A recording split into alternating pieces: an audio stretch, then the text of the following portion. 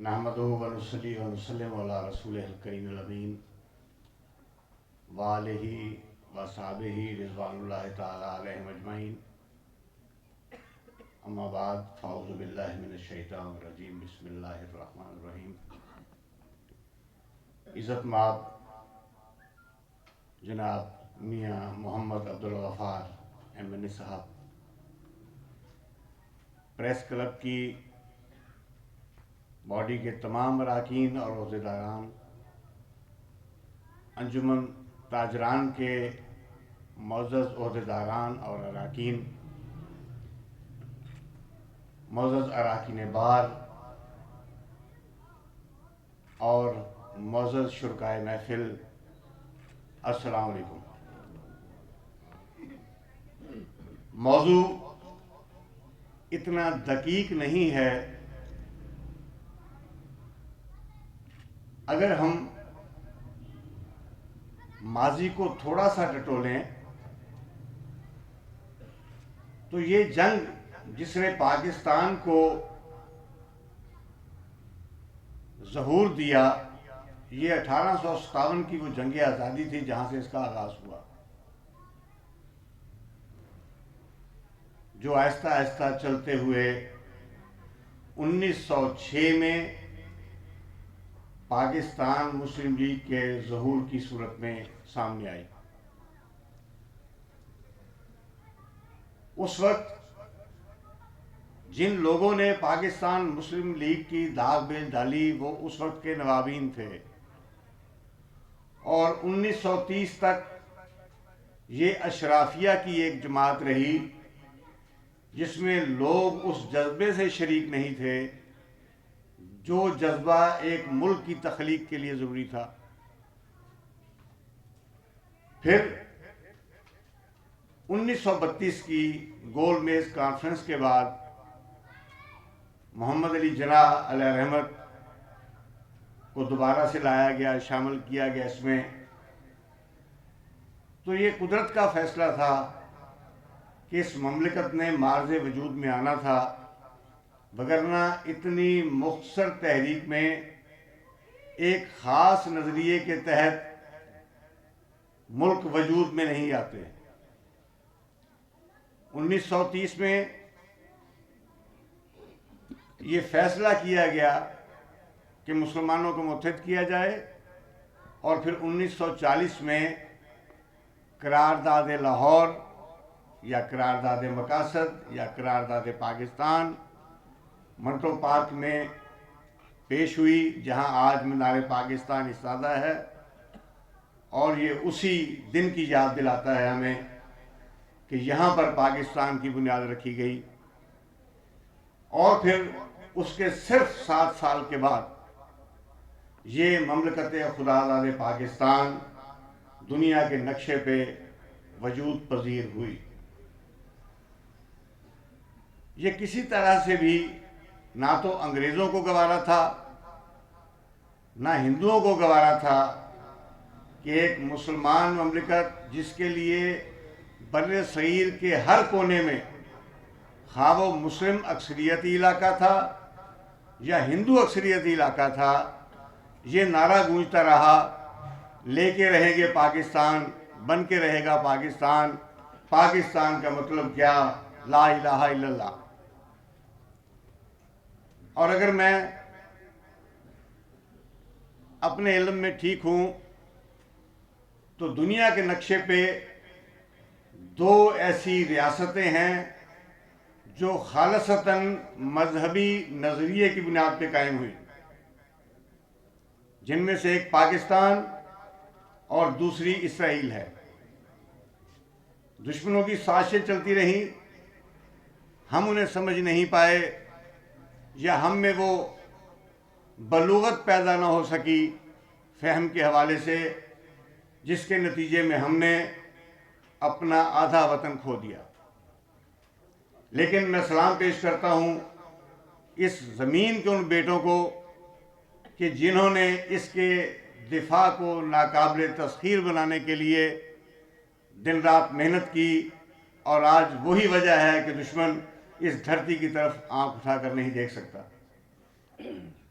ہم کسی بھی بیرونی جارحیت سے تو محفوظ ہو گئے، لیکن کیا ہم نے نظریہ پاکستان کو زیر غور رکھا، زیر نظر رکھا، اس پہ عمل پیرا رہے؟ حاضرین محفل، انتہائی دکھ اور معذرت کے ساتھ کہوں گا کہ ہم نے اسے یکسر فراموش کیا۔ نظریہ پاکستان تھا ریاست مدینہ، جس میں صرف مسلمانوں کو آزادی حاصل نہیں ہونی تھی، بلکہ اس ریاست میں رہنے والے ہر اس شخص کے لیے تحفظ تھا جو اس کی حکومت کو تسلیم کرتا، اقتدار اعلیٰ کو تسلیم کرتا، خواہ وہ اپنے مذہب پہ قائم رہتا، اور اسے بھی وہی تحفظ حاصل ہوتا جو ریاست کے کسی بھی ایک عام آدمی کو ہونا چاہیے۔ ہم نے تو کلمہ گوؤں کو قتل کیا۔ مسند عدل میں بیٹھا ہوا شخص پریشان ہے کہ مرنے والا بھی لا الہ الا اللہ محمد رسول اللہ پڑھ رہا ہے، مارنے والا بھی لا الہ الا اللہ محمد رسول اللہ پڑھ رہا ہے، میں سزا کس کو دوں اور کس جرم میں دوں؟ ہمیں یہ بات ذہن نشین کر لینی چاہیے کہ اس ملک کی بقا، دوام، راستی، تحفظ صرف اس چیز میں پنہا ہے کہ جو میرے نبی آخر الزمان علیہ السلام نے فرمایا کہ المسلم من سلم المسلمون من لسانہ و یدہ۔ ہمیں تو دائرہ اسلام میں رہنے کے لیے دوسرے مسلمان کے تحفظ کرنے کی ہدایت دی گئی ہے۔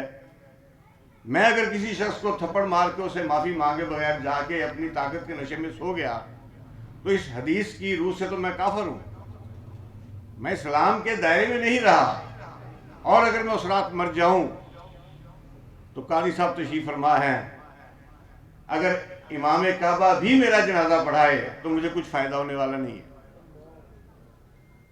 لہذا اپنی طاقت کو، اپنے اختیار کو، اپنے اقتدار کو صرف اور صرف انسانیت کی فلاح کے لیے استعمال کرنا چاہیے، اور اس میں دین کی قید نہیں ہے۔